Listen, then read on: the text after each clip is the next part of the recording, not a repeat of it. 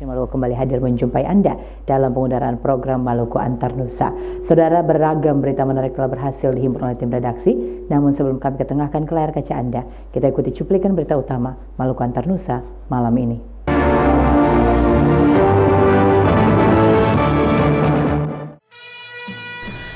Komisi Pemilihan Umum Kota Ambon optimis partisipasi pemilih pada Pilkada Kota Ambon lebih dari 70%.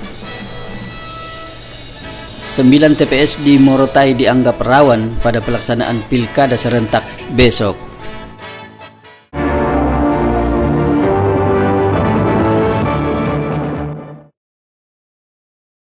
Pemirsa, selama kurang lebih 60 menit ke depan, saya Eni Parinusa akan menemani Anda dalam Maluku Antar Nusa malam ini. Dan kini kita ikuti berita selengkapnya.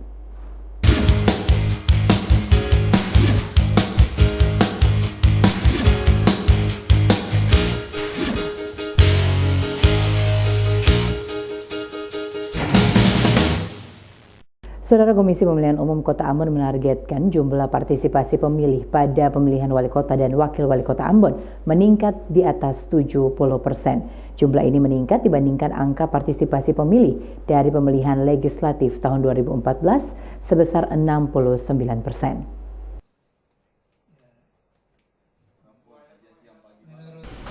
Komisioner KPU Kota Ambon Divisi Data Safrudin Lain mengatakan angka partisipasi pemilih pada Pilwakot dipastikan meningkat. Dibandingkan Pileg 2014, angka partisipasi pemilih 69 naik 1% yakni 70% di Pilwakot 2017. KPU Kota Ambon berupaya meningkatkan partisipasi pemilih dengan melakukan berbagai sosialisasi kepada masyarakat. Hal ini disampaikan Safrudin Lain saat kegiatan sosialisasi Pilwakot Ambon dengan para wartawan di Ambon Senin sore. KPU Kota Ambon berharap masyarakat dapat menggunakan hak pilih pada Pilwakot 2017 sehingga partisipasi pemilih meningkat. Safrudin Lain mengatakan masyarakat berkepentingan untuk memilih karena pilihan masyarakat adalah penentu masa depan Kota Ambon 5 tahun ke depan. Suara yang diberikan masyarakat sangat bermanfaat bagi kemajuan Kota Ambon. Masyarakat juga dihimbau untuk selektif dalam memilih pemimpin yang mampu mensejahterakan dan meningkatkan pembangunan.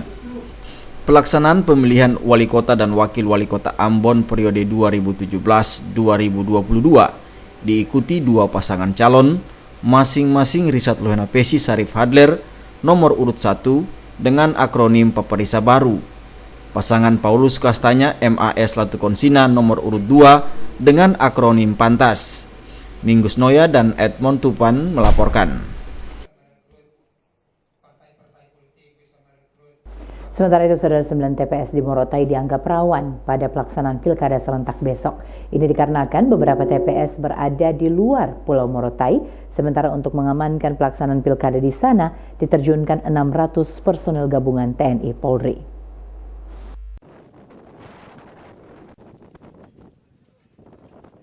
600 personil gabungan yang diturunkan untuk mengamankan pelaksanaan pilkada di Kabupaten Pulau Morotai terdiri dari personil Polres Ternate, Polres Halbar, dan Polres Halut serta Polres Morotai sendiri. Selain itu, Polres Kabupaten Pulau Morotai telah menetapkan 9 TPS di Kabupaten Morotai yang dianggap rawan. 6 TPS berada di Morotai Jaya dan 3 TPS lainnya di Morotai Selatan Barat. Karena berada di luar pulau dan jarak tempuh yang sulit, pengamanan di TPS-TPS tersebut diperketat dengan 1 polisi 1 TPS, 2 linmas, serta 2 polisi 1 TPS, serta 2 linmas. Untuk pola pengamanan saat ini kita tidak dilengkapi dengan senjata, karena memang tahapan dan prosedurnya seperti itu.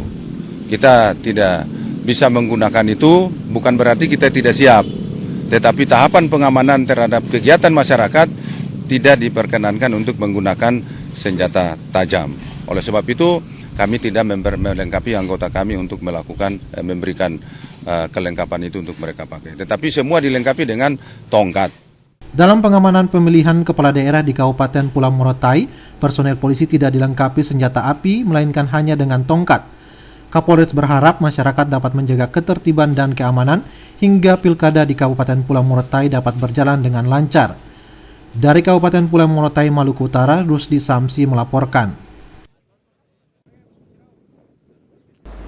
Saudara Komisi Pemilihan Umum Kabupaten Pulau Morotai, Maluku Utara memastikan hari ini seluruh logistik pilkada telah disalurkan ke 5 kecamatan di Morotai. Pemilih yang tidak mendapat surat undangan bisa menggunakan hak pilihnya dengan menggunakan IKTP atau surat keterangan di atas pukul 12 siang.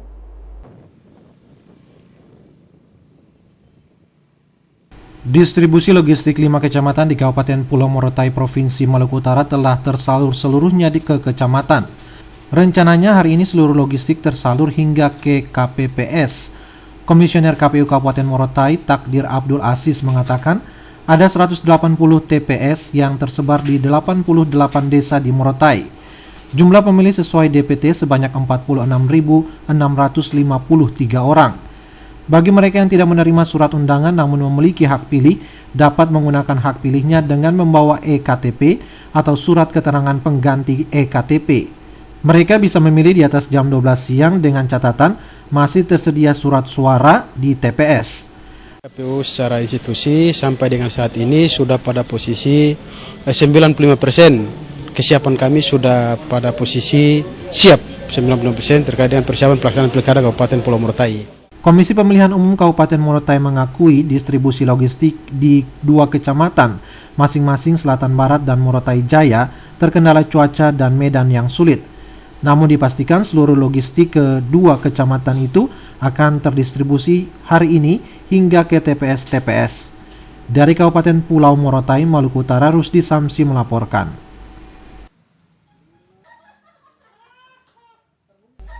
Komisi Pemilihan Umum Kabupaten Buru melakukan pendistribusian logistik hari ini khusus di wilayah Kota Namlea. Logistik yang terdiri dari kotak dan bilik suara itu rencananya akan dibagikan langsung di setiap TPS.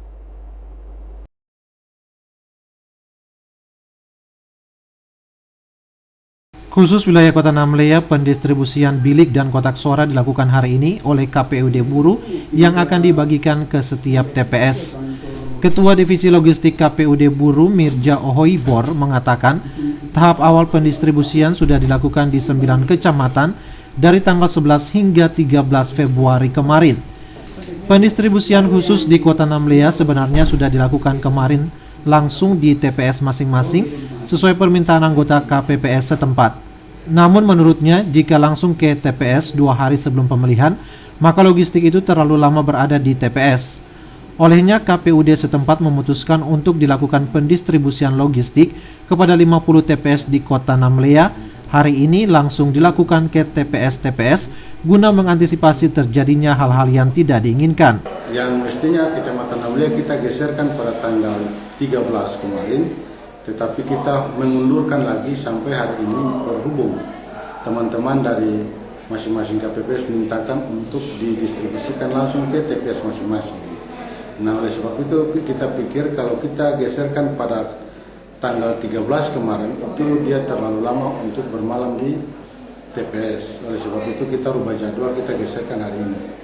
Dan insya Allah hari ini untuk Kecamatan Namlea yang berjumlah 50 TPS kita akan geserkan. Sekarang sudah berlangsung. Pendistribusian logistik di sejumlah TPS dalam wilayah Kota Namlea juga dibarengi dengan pengawasan dari Panwascam Namlea serta pengamanan yang dilakukan Polres Buru. Dari Namlea, Erenstasi Jawa melaporkan. Saudara, jelang pilkada besok, persoalan daftar pemilih tetap masih menyita perhatian publik di Kabupaten Buru. Masih ada warga yang protes dengan mendatangi KPU setempat.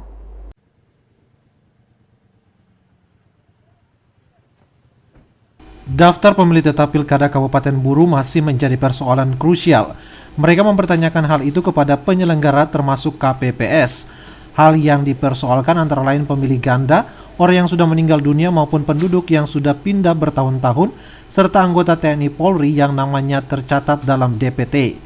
Selain itu ada pemilih yang tercatat dalam DPS namun menghilang pada DPT. Salah seorang warga yang ditemui di kantor KPU Kabupaten Buru mengaku dirugikan jika hak suaranya tidak disalurkan. Karenanya bersama sejumlah orang lain, mereka melakukan protes di kantor KPU.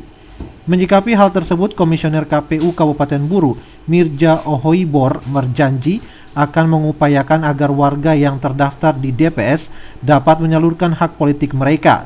Sementara terkait nama ganda dan beberapa persoalan lain akan dilakukan perbaikan secepatnya. Rata-rata ini tersebar di semua kecamatan yang mengkomplain bahwa mereka tidak memiliki undangan, kemudian nama tidak terdaftar dalam DPT, tetapi secara aturan mereka-mereka itu sudah di-upload masuk oleh teman-teman di sistem di bagian data, tetapi mungkin karena mereka tidak melengkapi atau kekurangan administrasi kependudukan yang mereka miliki sehingga itu tidak bisa terupload di sistem informasi data pemilih kita. Namun kita usahakan sehingga mereka itu karena sekalipun mereka tidak terdaftar dalam DPT tapi mereka memiliki EKTP dan surat keterangan dari Dinas Kependudukan. Dari Namlea, RN Stasi Jawa melaporkan. Saudara, dugaan keterlibatan PNS dalam pilkada selama ini sering menjadi sorotan publik. Padahal aturan sudah secara tegas melarang PNS terlibat dalam politik praktis.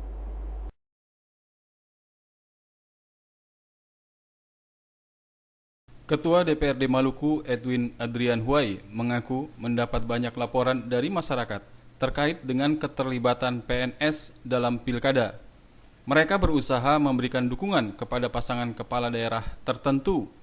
Dugaan keterlibatan PNS dalam pilkada, kata Huai, terjadi pada 5 kabupaten kota di Maluku yang menyelenggarakan pilkada tahun ini. Huai minta kepada masyarakat agar segera melaporkan PNS yang bersangkutan kepada Panwas Pilkada. Saya mendapat informasi bahwa ada PNS yang terlibat di dalam masa-masa tenang ini. Saya kira silakan dilaporkan kepada pihak Panwaslu untuk ditindaklanjuti dan bisa disampaikan ke DPRD juga untuk kita berikan sanksi tegas terhadap oknum-oknum PNS yang terlibat dalam masa-masa tenang untuk melakukan hal-hal yang bertentangan dengan aturan pilkada. Dugaan keterlibatan PNS dalam pilkada disampaikan Ketua DPRD Maluku Edwin Huai kepada wartawan hari ini di Ambon. Huai mengatakan PNS tidak boleh mempengaruhi masyarakat untuk memilih pasangan tertentu. Julius Padaunan dan Bambang Yudaswara melaporkan.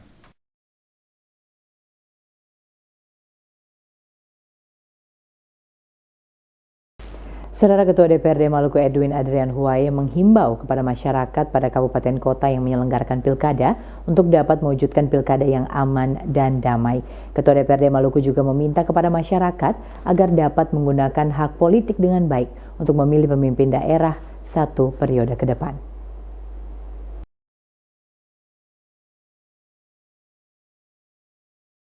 Tanggal 15 Februari besok, masyarakat pada 5 kabupaten kota di Maluku akan memilih dan menentukan pemimpin mereka 1 periode mendatang. Partisipasi dan pilihan masyarakat akan sangat menentukan kepemimpinan di daerah mereka selama 5 tahun mendatang. Menghadapi pemungutan suara pilkada 15 Februari besok, Ketua DPRD Maluku Edwin Adrian Huai mengatakan masa kampanye telah berakhir. Saatnya masyarakat menggunakan hak politik menentukan pilihan.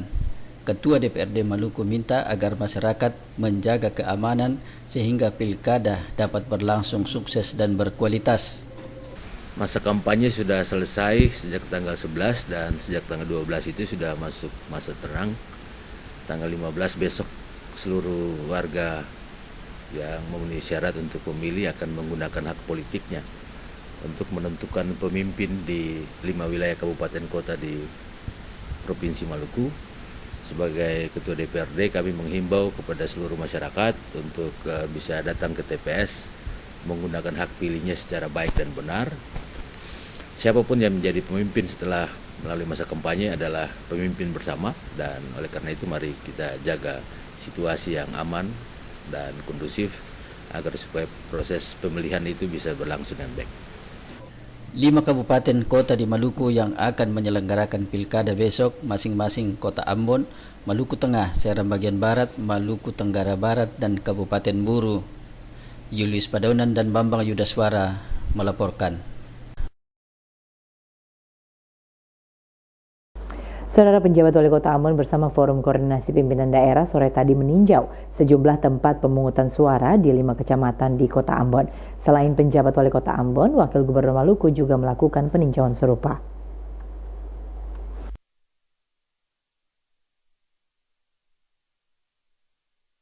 Wakil Gubernur Maluku bersama penjabat Wali Kota Ambon hari ini meninjau sejumlah kesiapan di tempat pemungutan suara di 5 kecamatan di Kota Ambon.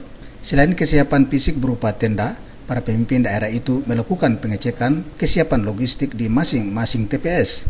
Selain itu dilakukan pula pengecekan pembagian undangan bagi warga yang memilih besok. Kabak Humas Provinsi Maluku Bobby Palapia mengatakan sesuai hasil peninjauan seluruh TPS telah siap melaksanakan pemungutan suara besok.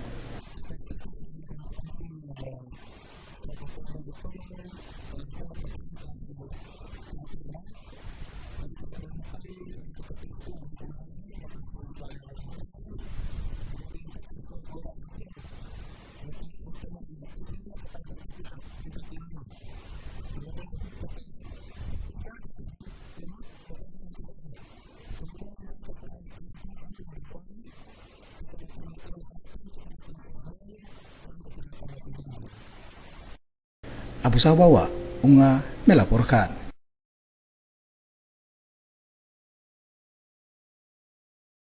Sementara itu, Saudara Presiden Joko Widodo kembali dijadwalkan akan mengunjungi Kota Ambon pada tanggal 24 Februari mendatang. Kedatangan Presiden ke Ambon kali ini akan membuka sidang Tanwir Muhammadiyah yang dipusatkan di Gedung Islamic Center Ambon. Laporkan ke Pak Sekda bahwa Kota Ambon akan kembali dikunjungi Presiden Joko Widodo pada tanggal 24 Februari mendatang. Kedatangan Presiden kali ini dalam rangka membuka sidang Tanwir Muhammadiyah yang akan dilaksanakan di Gedung Islamic Center Waihong. Menjelang kedatangan Presiden, pemerintah provinsi dan pengurus Muhammadiyah Maluku menggelar rapat persiapan kemarin. Rapat yang dipimpin oleh Sekda Maluku itu membicarakan langkah koordinasi persiapan yang dilakukan panitia bersama pemerintah provinsi dan pengurus Muhammadiyah Maluku. Ketua Muhammadiyah Maluku Haji Latua mengatakan persiapan sidang Tanwir Muhammadiyah di Kota Ambon kini sudah mencapai 90%. Jelang sidang Tanwir Muhammadiyah pada tanggal 24 Februari mendatang, serangkaian kegiatan akan dilakukan mulai dari pawai ta'aruf, pameran hingga seminar. Menurut Latua, Presiden juga telah mengiyakan untuk menghadiri sidang Tanwir Muhammadiyah di Kota Ambon nanti. Menurut informasi yang kami terima bahwa Pak Presiden bersedia untuk hadir. Namun itu juga ya tergantung kita lihat kondisi perkembangan berikutnya. Sehingga panitia bersama dengan Pemda lagi menyiapkan fisik tempat acara di Islamic Center itu sesuai dengan protap yang sudah ditentukan. Rapat hari ini adalah koordinasi antara panitia yang dibentuk oleh Pemda Provinsi Maluku bersama-sama dengan Muhammadiyah untuk mengklirkan, mensinkronkan panitia yang sudah dibentuk dulu oleh Muhammadiyah, kemudian disatukan dengan SK Pak Gubernur, di intinya itu. Selain pawai ta'aruf, pameran, dan seminar, sidang Tanwir Muhammadiyah di Kota Ambon juga akan dilakukan peluncuran klinik Apung Said Tuhulele dan pencanangan pembangunan universitas, rumah sakit Islam, dan pusdiklat pertanian milik Muhammadiyah. Lokasi pembangunan universitas dan rumah sakit Islam serta pusdiklat Muhammadiyah berada di Desa Wakal dengan luas areal mencapai 20 hektar. Frida Raiman Hamzah melaporkan.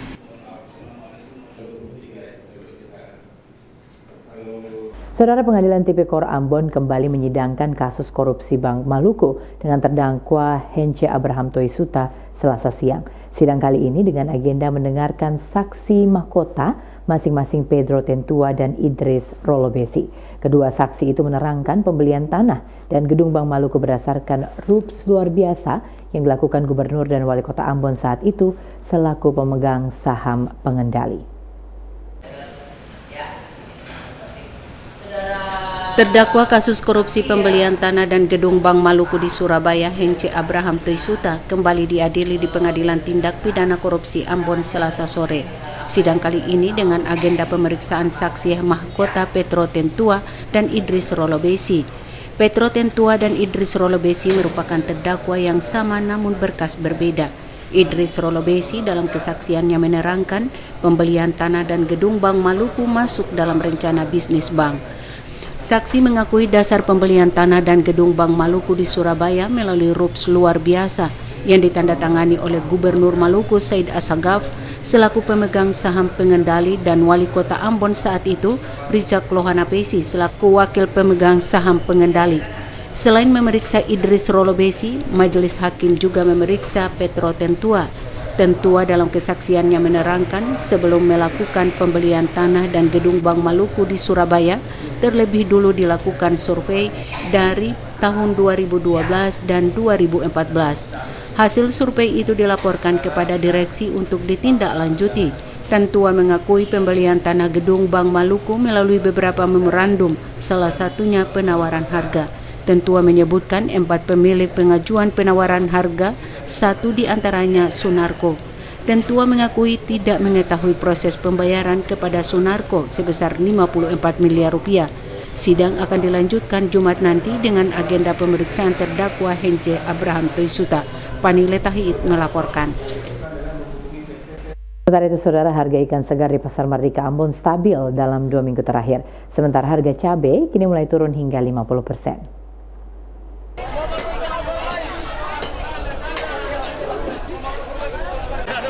Ikan segar yang masuk di Pasar Mardika hari ini cukup untuk memenuhi kebutuhan warga Kota Ambon. Dengan masuknya ikan segar yang cukup banyak itu, membuat harga ikan segar relatif stabil pada 2 minggu terakhir. Hari ini satu loyang ikan segar jenis momar dilelang dengan harga Rp400.000 sampai dengan Rp450.000. Sementara ikan cakalang ukuran sedang mencapai Rp500.000 per loyang. Udin, salah seorang petugas lelang ikan atau borok di Pasar Mardika, mengatakan harga ikan segar beberapa hari terakhir ini cukup stabil karena pasokan yang cukup banyak. Kebanyakan ikan di Pasar Mardika dipasok dari Latu Halat, Hitu, Tulehu, dan Pulau Seram.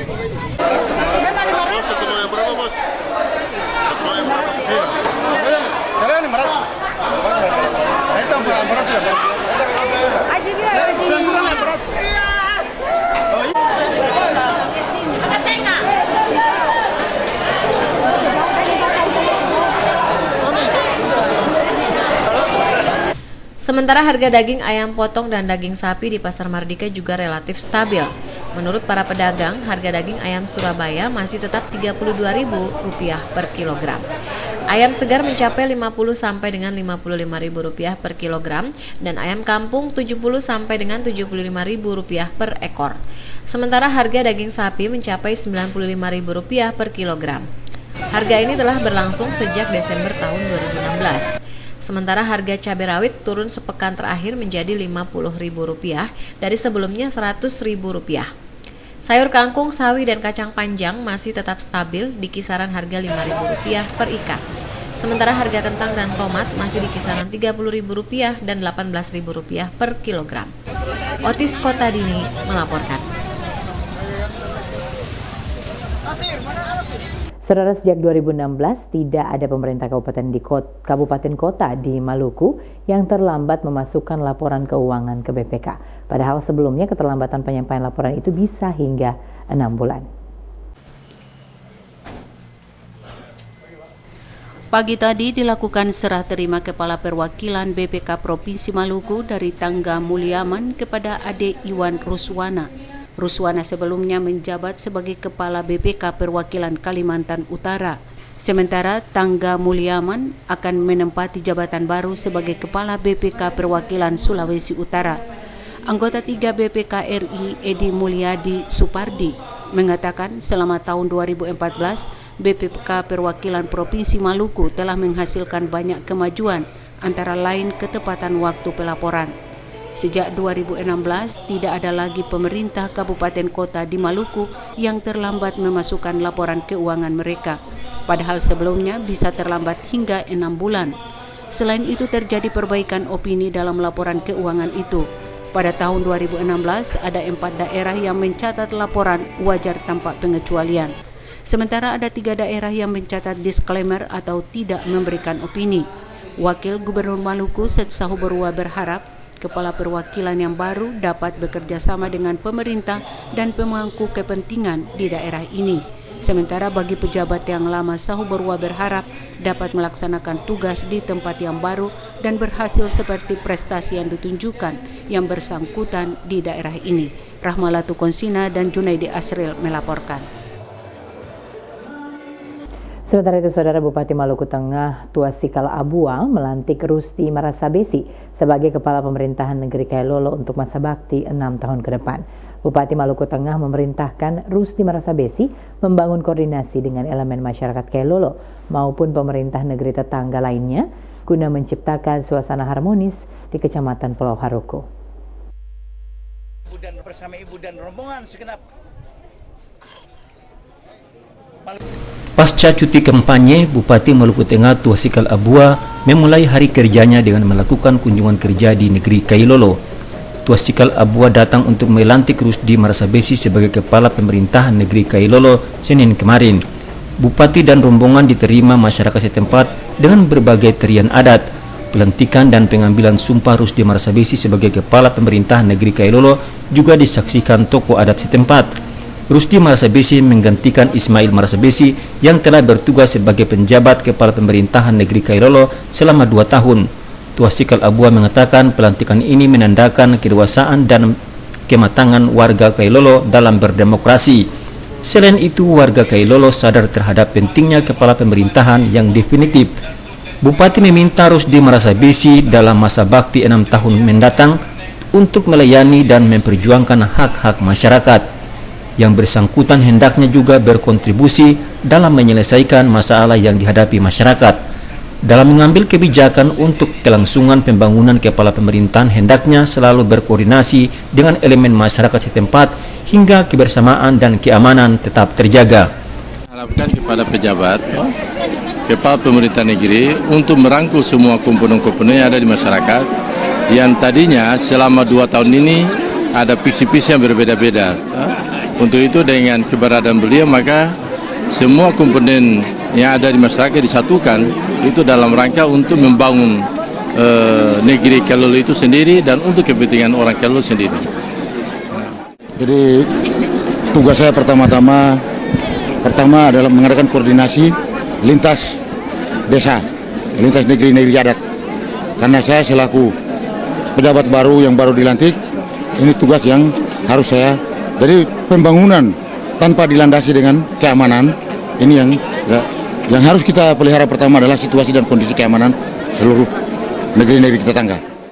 Menurut Rusdi Marasabesi, dana desa maupun ADD akan dikelola dengan baik sesuai ketentuan yang berlaku. Pemerintah negeri Kailolo siap membangun sinergitas dengan negeri tetangga guna menciptakan kedamaian di Kecamatan Pulau Haruku. Hamjatomia melaporkan. Saudara, SMK Negeri 7 Ambon kembali melepas 176 siswanya untuk mengikuti praktek kerja industri. Para siswa yang dilepas tersebut akan melaksanakan praktek kerja industri selama 3 bulan di Kota Ambon dan Yogyakarta.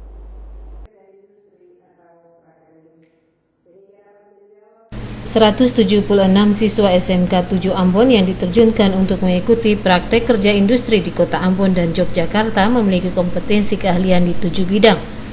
7 bidang keahlian itu masing-masing multimedia, teknik komputer jaringan, seni musik non-klasik, kria kayu, kria logam, dan kria tekstil. Setelah dilepas, para siswa prakering ini selanjutnya akan melaksanakan praktek kerja industri di 54 industri dan instansi terkait yang ada di Kota Ambon dan Yogyakarta. Kepala SMK Negeri 7 Ambon, Saiful, mengatakan kegiatan prakering yang dilakukan ini merupakan salah satu langkah strategi dalam rangka meningkatkan mutu pendidikan di SMK 7 Ambon. Kegiatan prakering yang berlangsung selama 3 bulan akan mempersiapkan para siswa SMK Negeri 7 Ambon sebagai tenaga yang terampil dan profesional dan siap pakai di dunia kerja. Kepala Seksi Bidang SMK Dinas Pendidikan Maluku, Salmin Saleh, mengatakan prakering yang dilakukan SMK bagi siswanya merupakan sarana penguatan dan penambahan kompetensi tenaga kerja pada lapangan kerja industri dan dunia usaha. Salmin berharap para siswa SMK 7 dapat memanfaatkan kegiatan prakering ini dengan baik sehingga menjadi modal bagi mereka untuk mempersiapkan diri sebelum terjun ke dunia industri maupun dunia usaha. Saudara, persidangan ke-35 Jemaat GPM Poka tahun 2017 dilaksanakan di Gedung Gereja Bethesda Poka. Sidang jemaat itu menyoroti beberapa persoalan penting, diantaranya keadilan sosial dan ekonomi umat.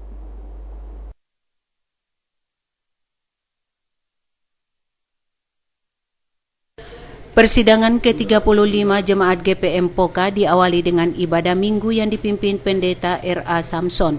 Sementara anggota Majelis Pekerja Klasis GPM Ambon Utara NT Telepta mengatakan persidangan ke-35 Jemaat GPM Poka hendaknya menyoroti keadilan sosial dan keadilan ekologis untuk hidup yang semakin bermutu. Diharapkan persidangan ini dapat menghasilkan keputusan-keputusan yang bermanfaat bagi pertumbuhan jemaat, baik di sisi pemberdayaan maupun memperkuat spiritualitas umat, sehingga dapat terlihat pembaharuan yang terukur dalam kehidupan bergereja, bermasyarakat, dan berbangsa. Kita memfokuskan persidangan kali ini untuk memperkuat keluarga. Jadi keluarga-keluarga dijadikan sebagai basis pembinaan bagi generasi-generasi yang akan datang, dan kita sudah memprogramkan itu di dalam program tahunan kita 2017. Kita merasa bahwa problem-problem ketidakadilan yang terjadi di tengah-tengah masyarakat ini salah satunya oleh karena rapuhnya mekanisme pembinaan di dalam kehidupan keluarga. Sekretaris Camat Teluk Ambon Leni Lekatompesi mengatakan persidangan jemaat dilaksanakan untuk membahas berbagai program yang digumuli jemaat serta mengevaluasi keuangan dan menetapkan program akan datang.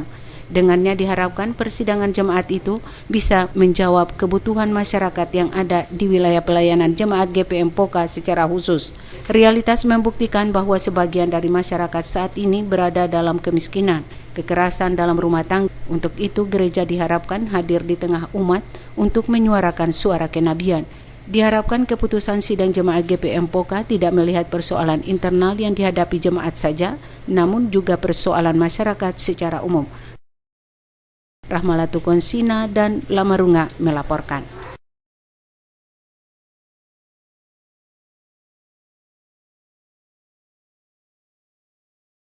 Saudara, menjelang puncak peringatan Bulan Keselamatan dan Kesehatan Kerja, dilaksanakan jalan santai dan senam jantung sehat secara nasional di Dinas Nakertrans tiap provinsi. Di Maluku, jalan santai itu selain diikuti pegawai Nakertrans, juga diikuti instansi yang selama ini berpartisipasi dalam menjalankan keselamatan dan kesehatan kerja tenaga kerjanya.